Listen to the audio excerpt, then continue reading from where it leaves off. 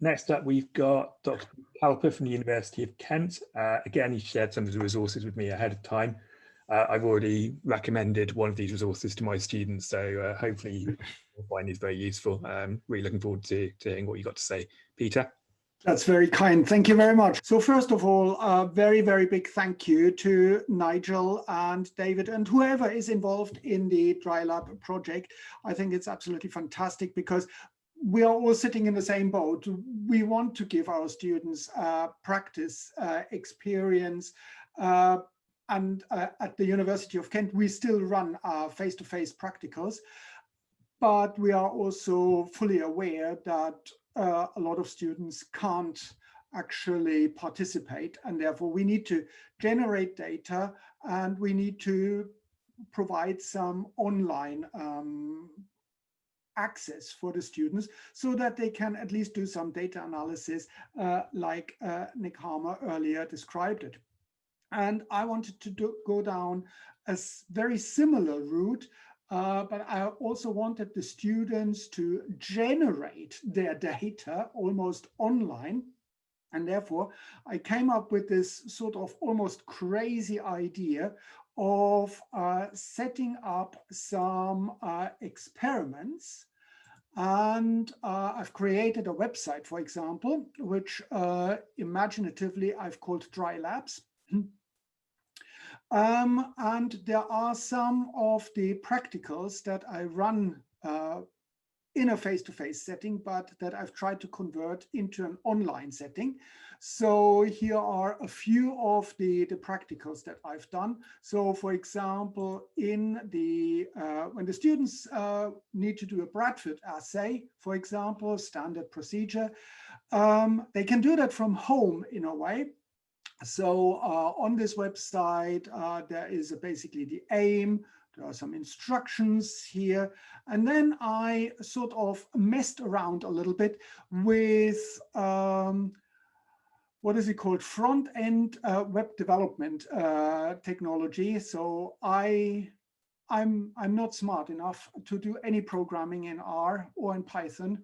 I go back to simple HTML, CSS, and JavaScript and set up that stuff. So here I've created a virtual spectrophotometer, for example. What I said is you've got the, well, basically a little bit of introduction. You've got an instruction here, how you use the whole thing. And here is the virtual spectrophotometer. So the students can choose a standard, for example. Here are the standard values. So they click on that and run the spectrophotometer, and they get a reading for that. They obviously, like in the lab environment, they would have to write these things down. And then they have an unknown sample, which they measure in triplicates. So here, run again. Okay, so that gives this reading. The next triplicate set gives this reading.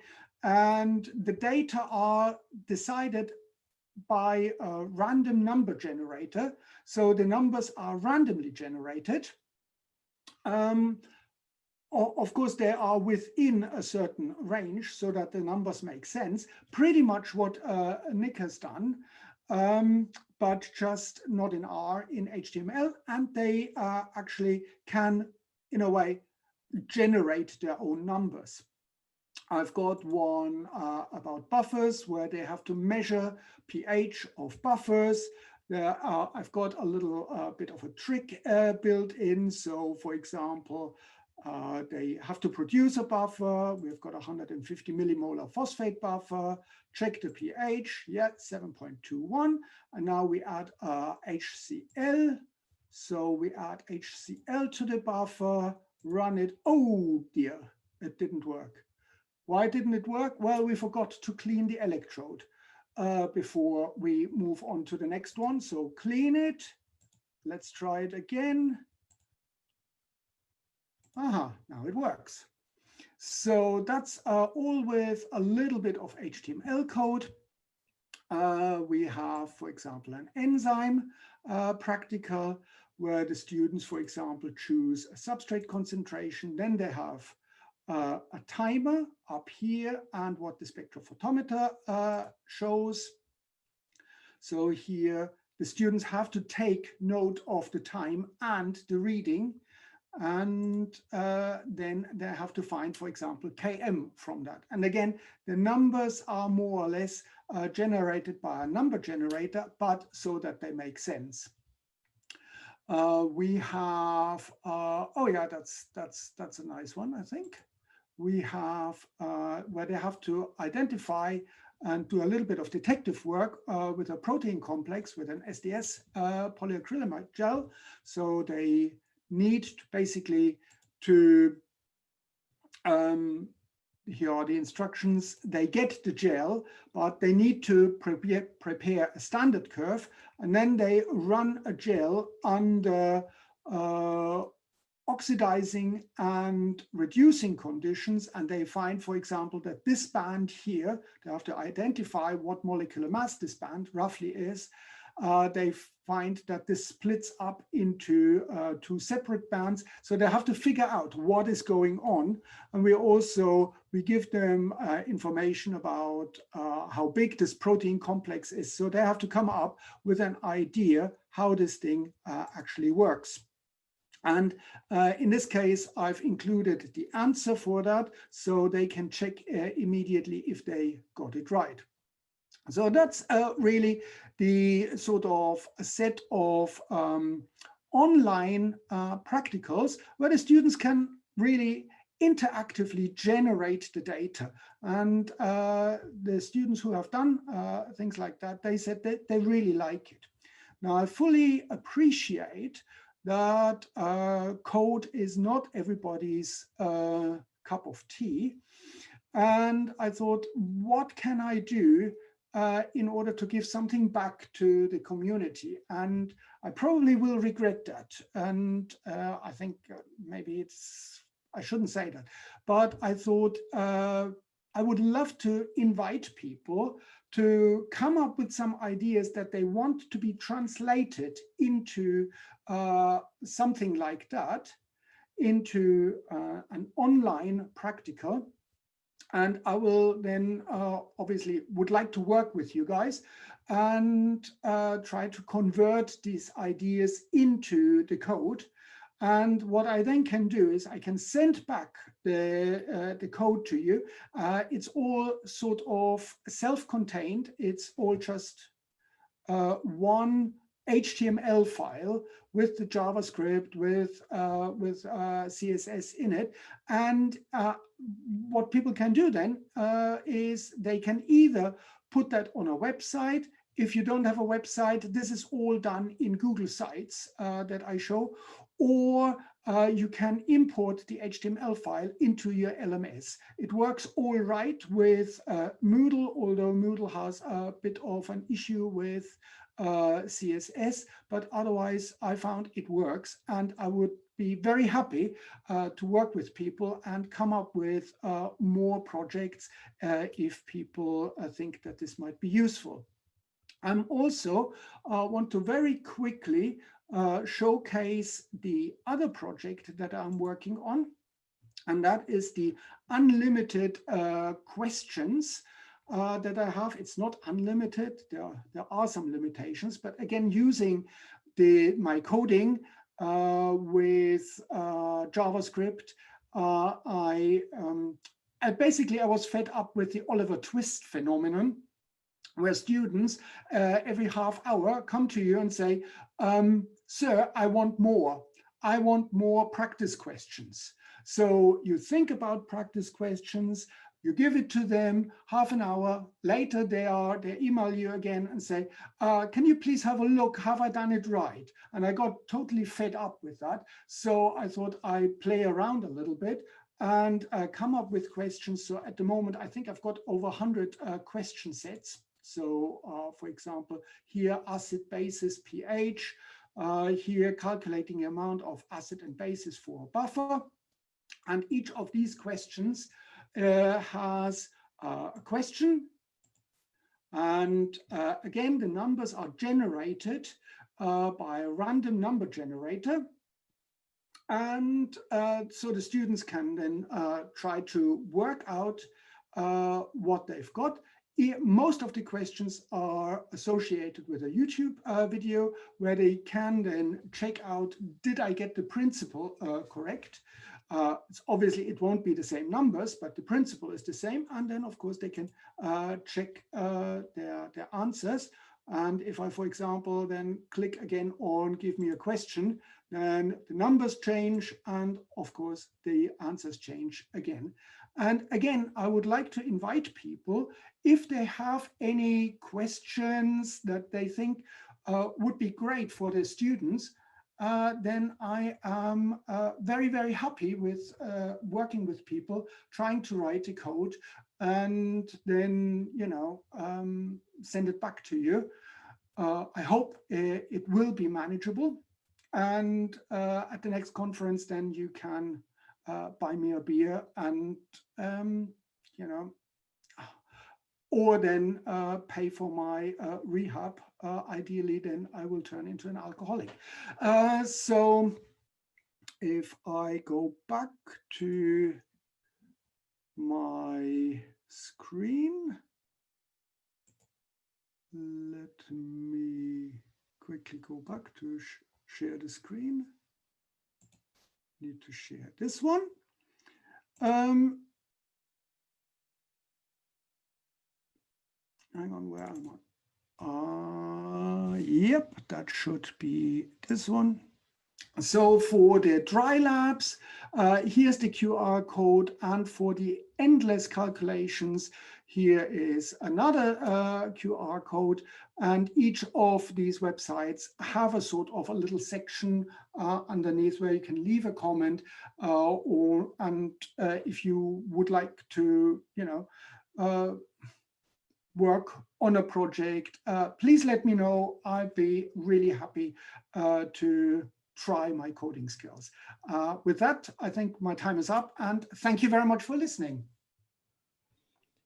That's absolutely fantastic, Peter. Thank you. We got so many comments in the chat going, this is an amazing resource. I know David jumped straight in saying that he wants to collaborate with you on a size exclusion data project. So you've already got your first beer for your next conference.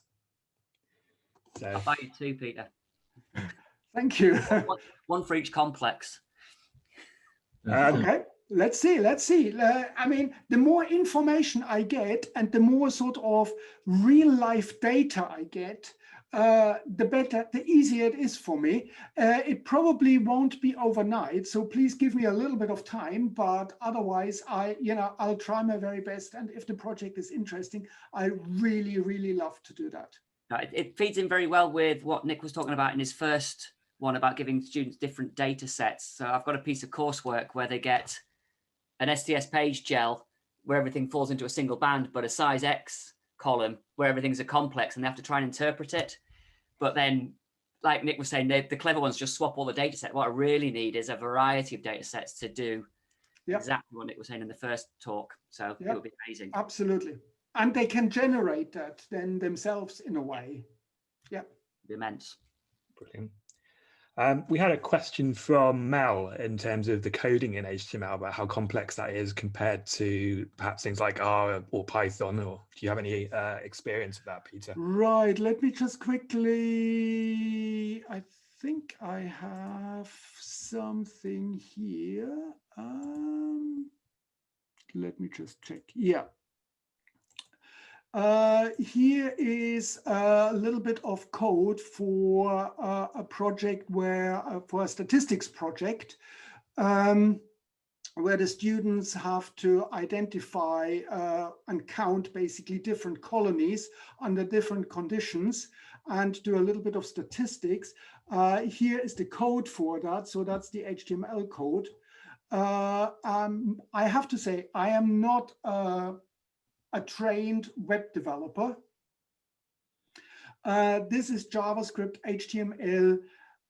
A proper web developer, like Nick said earlier, would probably have a pink fit and laugh about that, about the code. It is spaghetti code, it's all over the place. So you can probably condense that massively.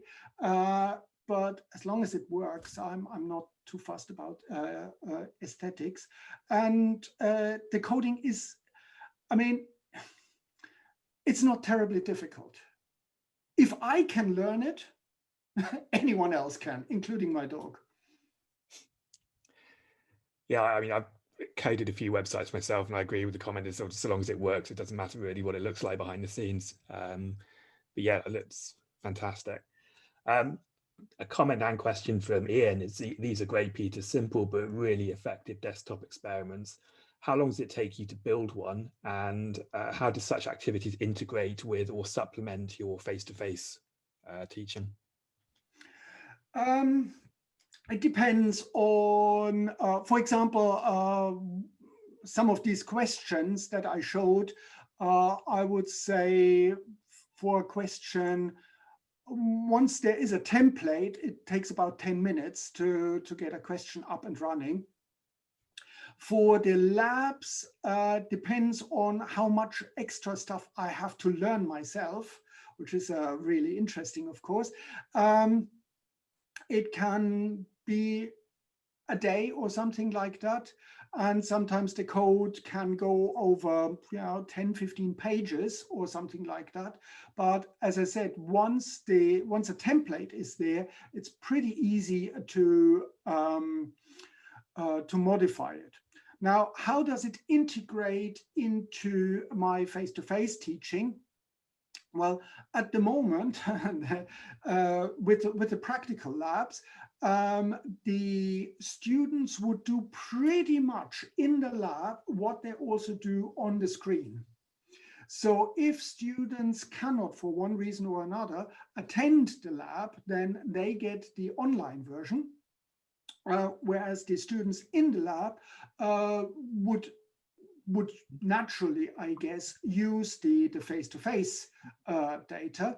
But I've also seen students saying, my face-to-face data, the practical data, I'm not happy with it. Can I please use the online version? Oh, of course you can. Yeah, that's great. I mean, actually, the Bradford Essay one, I've actually used exactly that. So students that didn't generate data in the lab that they were happy with, I've asked them to go to that website and generate their own data, just so they're not all using the same example data. So that's fantastic. And there was another question, I'm scrolling down to find. Yeah, Noel asked, if the code is shared, is it easy for people to modify it for their own purposes? So can it be tweaked for? Well, if you know what you're doing, yes. I'm a bad person. Let me put it this way. I'm a really bad person. I usually keep my comments to an absolute minimum. It's just so that when I recycle it, I don't have to, drag through the entire code. But usually you would not get a lot of information.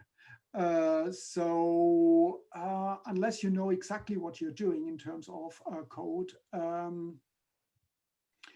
then yeah. No, it was just supplemented that with a comment. It may save you doing all the work, and people can create content to help add to the site. So yeah, I think that'd be, I think this is a great resource, and another, like we've seen with the Lecture Remotely website, people are really crying out for resources where they can go to get something. So to be able to showcase something through the network that you've created like this, I think we can definitely help that.